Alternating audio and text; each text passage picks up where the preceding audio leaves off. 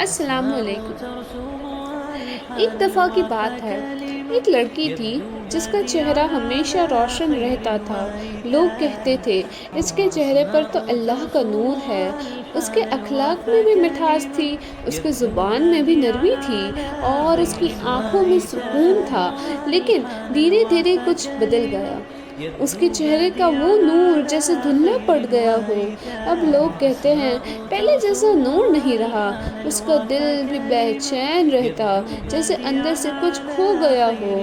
ایک دن وہ رات کی سکون میں رونے لگی، سجدے میں گر کر پوچھا، یا اللہ، میرا نور کیوں چلا گیا؟ تب اس کے دل سے آواز آئی، نور وضو سے تو بڑھتا ہے لیکن اخلاق بھی بہتر ہونے چاہیے۔ اس نے اعمال کو یاد کیا۔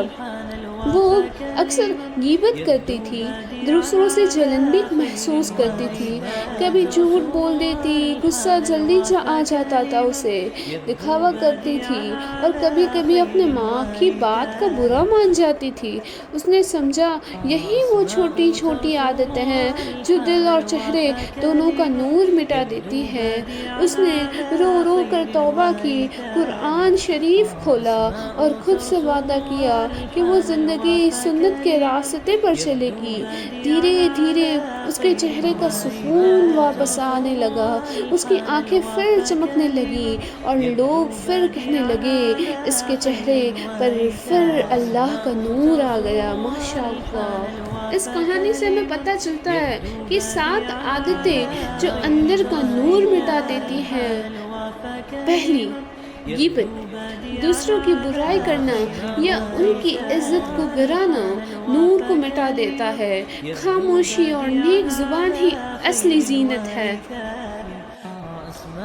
دوسرا، حسد، جلن اور مقابلہ کا جذبہ انسان کے سکون اور خوبصورتی دونوں کو چین کر لیتا ہے۔ اللہ نے ہر کسی کو الگ نعمت دی ہے، شکر کرنا سیکھو۔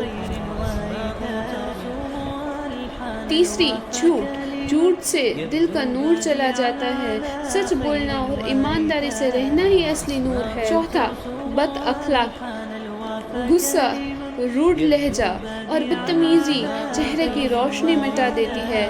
نبی صلی اللہ علیہ وسلم نے فرمایا، تم میں سے سب سے بہتر وہ ہے جس کا اخلاق بہتر ہو۔ پانچواں، نماز میں لاپرواہی، جب لڑکی نماز میں سستی کرتی ہے تو اس کا دل ٹھنڈا پڑ جاتا ہے۔ نماز اور وضو دونوں روح اور چہرے کو روشن کرتی ہے۔ چھٹا، ریا، دکھاوا، اپنے اعمال صرف لوگوں کو دکھانے کے لیے کرنا ان کی روحانی میں برکت مٹا دیتی ہے۔ اعمال صرف اللہ کے لیے کرو، تبھی چہرے پر سکون آتا ہے۔